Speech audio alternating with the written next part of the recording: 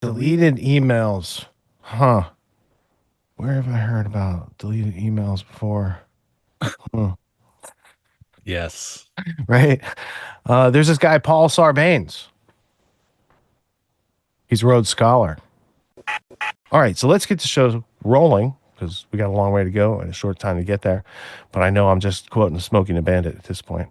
All right, we were Canadian. We're going to hear from What's-Her-Face, then Amazon to record everything you say from Tim Pool, and then the New York Times admits COVID is a pack of lies, which, telling the truth 5 years later, is still like they kind of deserve a trophy for that because it's like a special event. All right, so we're going to go to it.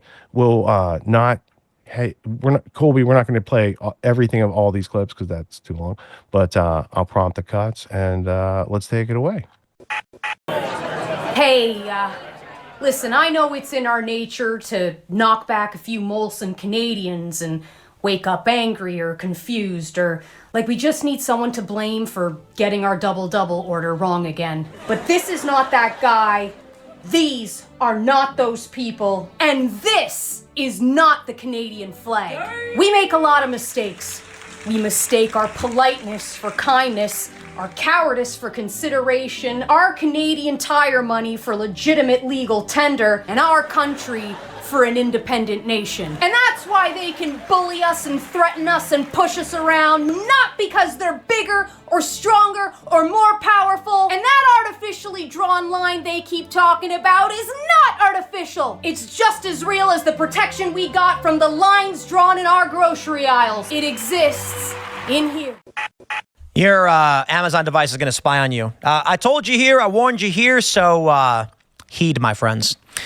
Amazon is killing its most important privacy option. It all starts this month. Amazon will now send recordings of your Alexa conversations to its servers. Literally everything you say, everything you do all the time is being recorded and sent to these companies. Don't believe me? It's true. It's been true since they implemented this. So let me break it down for you. Simple story. Without bearing the lead, that device you got sitting on your wall, reportedly, everything you say will be absorbed, sent to their servers. But that was always the case. They're saying they're killing its privacy option because now they're going to have access to that information. But let me tell you, this is 10 years ago. This is 12, 13 years ago. How do you think your device knows when you tell it to turn on? I'm not going to use the actual call phrase because I'm not going to be a dick to you guys. But let's say the phrase was, hey, Bill, and then your device turns on. It's not. It's, hey, product name, or okay, product name. You get the point. Imagine, hey, Bill, and then the thing lights up. And then Bill goes, hello, what can I do for you? And then you'd say, play me a song about this, that, or otherwise. And then it does. How did it know you said the activation phrase? Oh, it was recording you the whole time. The way voice to text and voice commands work, a recording of your voice is sent over the internet to a server. The server basically then takes the wavelength of your voice and converts it to text commands. The text commands are then sent to the computer and converted that text into an operation. That's how it breaks it down. It's kind of duct tapey, right? People think stored within their little device is the ability to turn sound into text. Not correct. It is sent off to a company that does that. That means they must record everything you say. So here's the headline from the New York Times. We were badly misled about the event that changed our lives. No, we were lied to. We weren't misled. And this, even though they're admitting all the lies, they don't call them lies. They call them, being misled. Wait till you see it. We didn't know and stuff like that. Wait till we get into this article. Hopefully will piss you up. A miracle has happened. The New York Times ran an op-ed acknowledging not only that the COVID virus originated in the lab, but the government officials and scientists conspired to keep the substantiating evidence secret. The lab leak theory was censored on social media because of pressure from the administration. We shouldn't have done it. Okay, just so everybody knows that. Deleted emails. Huh. Where have I heard about deleted emails before? Yes. Right? There's this guy, Paul Sarbanes. He's a Rhodes Scholar. He's also a United States congressman or senator. Let's see. If we click open Let's just cheat. Let's cheat and go to the answers, right? Because that's what life's all about. Let's see. American politician and attorney from Maryland, Democratic Party, United States Congress, and United States House of Representatives. All right. So there you go. He made an act in 2002 called Sarbanes-Oxley. And it said that every publicly traded corporation had to have special software so that your emails can't be deleted and all that nonsense that Fauci was just talking about right there and those leaked emails for the U.S. Right to Know Foundation. So all that type of shenanigans could not be part of our world. Unfortunately for we, the people, Sarbanes-Oxley does not cover the United States government. And conveniently enough, Hillary Clinton's email servers and the hammers and the cell phones and all that stuff that went on, that's outside the jurisdiction. We're sorry about that. We didn't think that we should also apply that to the government, just the, free market, publicly traded sector, artificially controlled through the stock market and the valuations of their companies and the big Ponzi scheme that it's like musical chairs with lots of chairs and not enough music probably. All right, so there have been safeguards in place so that the things that Fauci was just doing to everybody through the pandemic couldn't go on, but they did.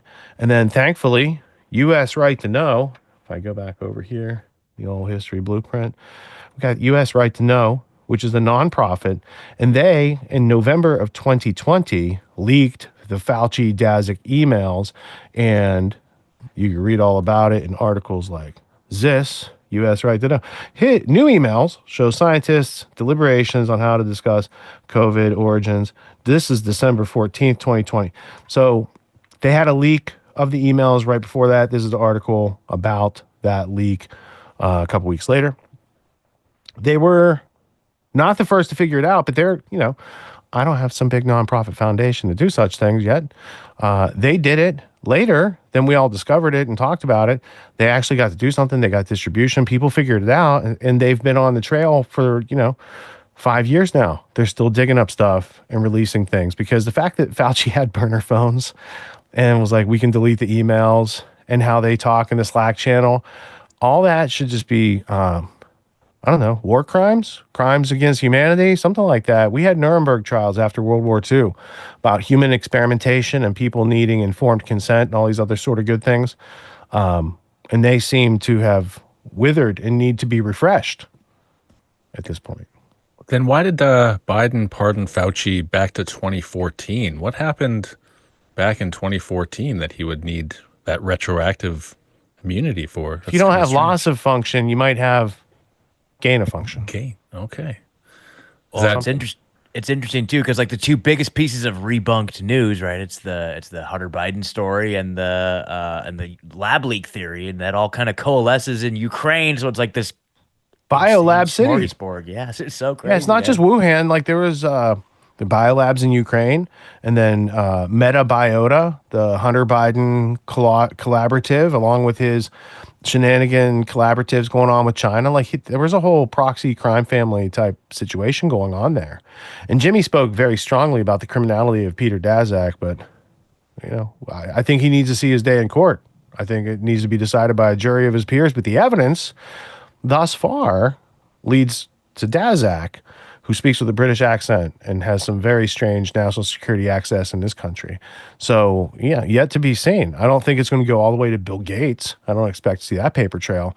But Bill Gates does support. For instance, he started the project called the Decade of the Vaccine in 2010. Now, if you take what a decade is, that's 10 years, and you add it to 2010, you might have 2020. So I don't know if that pardon would have gone back far enough anyway to show means mode of opportunity on the crime yet to be adjudicated. And that guy who was trying to adjudicate it, there was like that world court situation that was looking into COVID. That was an American-German lawyer. I forget his name. Where's he at these days? Did they take him for re-education? What happened to that guy? I haven't seen him around. I haven't seen more things like that going on. But there was a time. You know what I'm talking about, right? Yeah. I'm going to see if I can look that up here. Yeah, we're trying to remember his name. It's been mentioned on the show for but it's been a while. All right, so U.S. Right to Know and what we just learned about the Fauci COVID situation, because once it happens, right? Let me make this full screen here. Does that go? No, I gotta resize my output. That's okay. Reiner Fulmick. That's right. Reiner Fulmick. Yeah. See, that's why I didn't remember it. Doesn't exactly roll off the tongue. I bet he had a hard time finding the license plate for his bicycle when he was a kid. Like when you go to the little rack, it's like, Jim, Paul, Colby, Reiner. Anyway, he doesn't feel left out, I'm sure. The emails about Fauci, it's not the only source. There's a lot of other FOIAs. There's the DARPA. There's the drastic and preempt documents that got leaked. And in fact, if I look those up, I could find those for you. But there was a different leak at some point. Let's see right here. Project Preempt was the gain-of-function mutation under DARPA. And then there's the DARPA Project Veritas leaks. And then there's DARPA Diffuse. And those leaks were published on right here. Oh, that's a different one. Anyway, there was other leaks for that. So like if you're into leaks and the documents, there is more to be learned. I have to find that link though. Let me just go here. There you go. There's one of them. That's taxpayer dollars at work prior to COVID, of course. Has nothing to do with those nasty pangolins in the wet market, I'm sure. Have you actually gone to peterdazak.com and seen what is there? It does not look like it's his own official site, but I'm sure he would encourage everyone to go check it out since it has a huge list of evidence against him and his entire history. Spelling it out in point form. This one? Yeah. Scroll down. It's like massive. Wow. This is somebody who lock him up.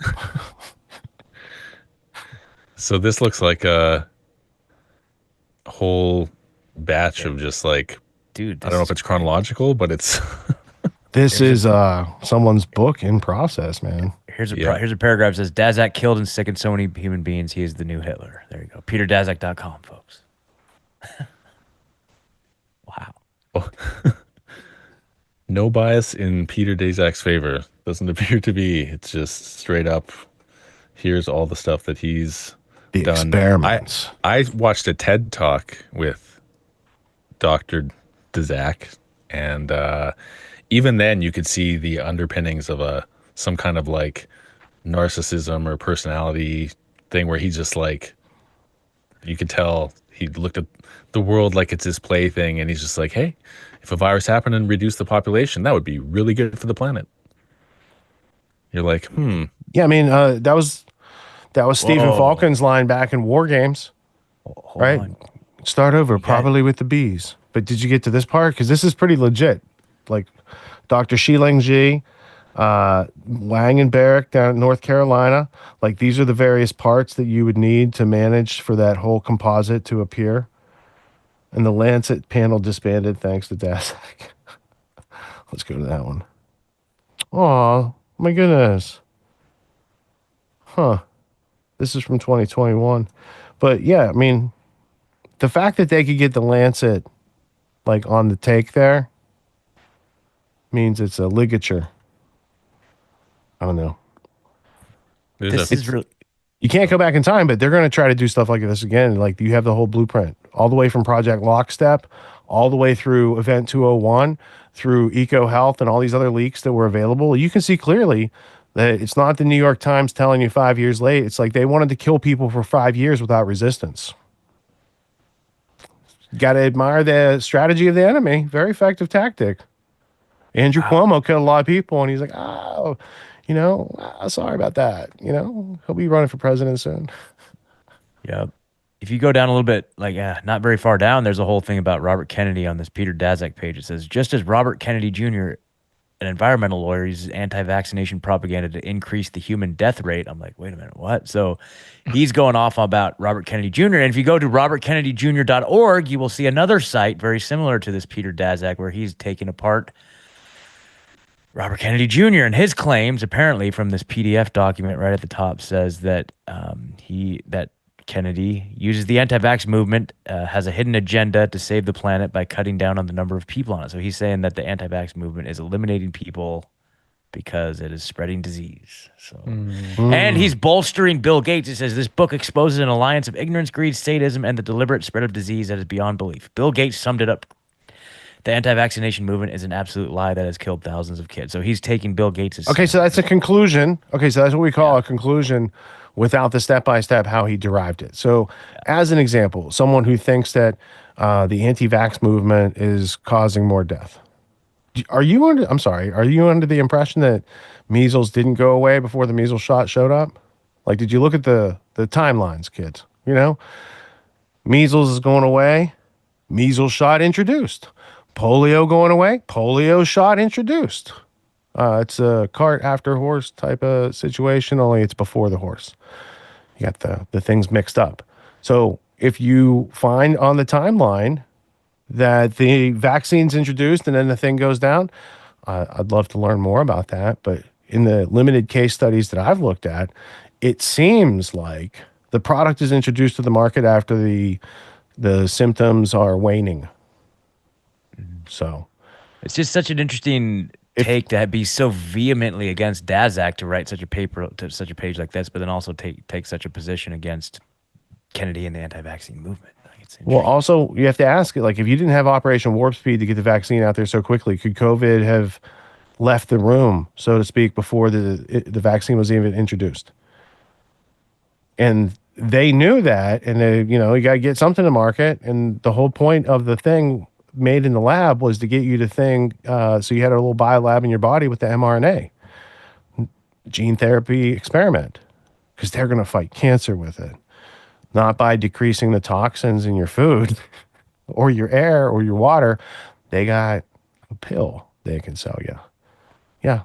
I mean, so this PeterDazak.com is very interesting, especially if you're into the evidence. It looks like someone has taken great amount of time to organize and marshal the evidence and compose something. Look, there's a timeline. Speaking of timelines, this, by the way, is how adults understand things in chronological order. We use tools like timelines and cause and effect and removing contradictions after, understanding that contradictions are not good. EcoHealth Alliance tried to bypass the framework. Of course they did, because it's almost like it was being done by a deep state, supranational type of place that could make everyone turn off the world lockstep like that. I mean, when I saw the casinos all like, when I saw the NFL and NBA and all these other things close up shop, like, they had a meeting about that before. That was my signal. There was no pushback. Signal. Yep, no need to explain stuff. Everyone did everything. Like, it was a shock collar type of situation. Could be the Epstein client list. Yeah. Hey, do this thing, or we release this thing. I mean, a lot of people would be in a concert of characters at that point. Have you come across the so McCullough has this new treatment? Well, this is from a little while back, but he has this new treatment where he's trying to counteract. Yeah, it's from like August of last year, where he's trying to counteract the mRNA by introducing siRNA. Are you familiar with this? No, I'm not. Okay, so this is, there's the right browser. There you go. So siRNA, this is the McCullough Foundation. So they're introducing this new product called small interfering RNA. So they're trying to counteract mRNA with this other type of RNA injection. So it's like very interesting. It's like, dude, really? You have mRNA that eats other mRNA. Yeah, something. So it's just really, I don't know, man.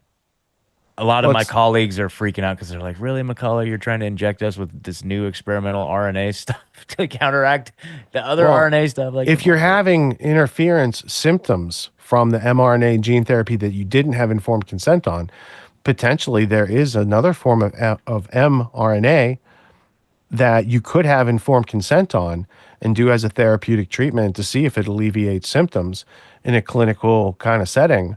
I could see that going on for a few people who need it, right? There are plenty of things like, I don't know, in the contractor world, if you have mold, right, there's this other stuff that's 520S was developed by NASA. It's like a biological that eats the mold, but leaves like the wood and stuff like that, right? So nature versus nature sometimes is a good thing. So like it'll balance out. I could see that in mRNA, but I would need, to learn more about it. Totally. Right? I'm not the guy who developed it. Maybe get his opinion on it. Do they talk to each other? So anyway, there's more to be learned on that front, but I think that it's important to have it 5 years later, that they're willing to tell you the truth, but not in time for it to save your life or help your health. And that's why you should not ever subscribe to the New York Times. Correct. Not even for research, man. It's not good. No, use archive.is. That's right. Right? That's Yeah, right. There are ways around funding the not your friend. I wanted to say enemy, but I just went with the apophatic. Everyone's doing some kind of self-help these days, and you can find a million self-help courses out there. Most other courses out there are hosting lectures. They're hosting videos, they're maybe even doing Q&As, and these are great starting points to encourage learning. But at Autonomy, we believe that hands-on practice is the best way to really lock in what we're learning. There's no better way to gain confidence and mastery than through action. After each lecture, we practice the concepts we've learned with other students, giving and receiving feedback in a non-judgmental environment. The result is mastery of concepts like entrepreneurship, ethical sales, and self-reliance in an environment that directly translates to the real world.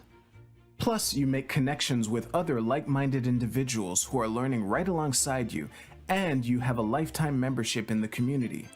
The Autonomy course with Richard Grove equips you with confidence, competence, and courage in a world filled with confusion and noise. You can learn more at getautonomy.info. We'll see you there.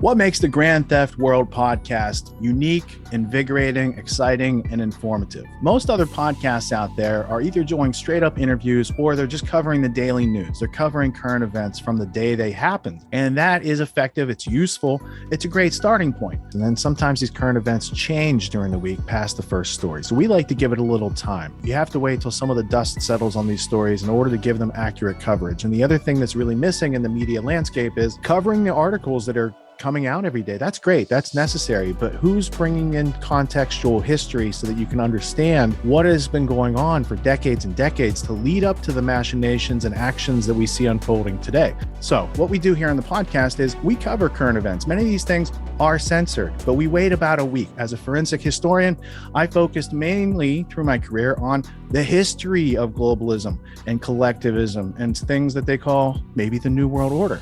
There's a lot of facts to these sort of circumstances, groups, events, activities, working groups that they've had over time. So for Grand Theft World listeners, we not only break down the current events, most of which that are censored during the week, we provide you with contextual history, we give you the source notes, the references, we do deep dives, and this really empowers you with an understanding of context and history so that you can make more informed decisions in your life. There's also a community, a membership where you guys can actually ask questions and we can get into the show and we can share evidence. And there's a town hall weekly for Grand Theft World for those who listen to it and are interested in covering the stories that we don't get to during a 6-hour show. Listening to it an hour a day, you could easily consume the week's news, but you're going to have substance and meaning and context and understanding. And with that, you can make higher quality decisions in your life. So if you're interested in more quality in your life, go to grandtheftworld.com, click podcast at the top, and we'll see you there. Thank you. These allegations are false. This isn't Grand Theft Auto, folks. This isn't a video game. What are the most surprising things that you discovered once you started pulling on that thread? Who he was connected to, what institutions he was influential over, what events he participated in? Come on, man. What are we talking about? Come on, man. No. You don't have to think about it, dude. I got this quote because you said you didn't know much about Klaus Schwab. I made it my job to, as soon as this happened, I'm like, okay, this guy's their front man. Let me learn about the official history of the World Economic Forum. I got their 40-year history. I got every book that Klaus Schwab has written or ghostwritten. I went through those books. This is one of the most interesting passages. Come on, man. Come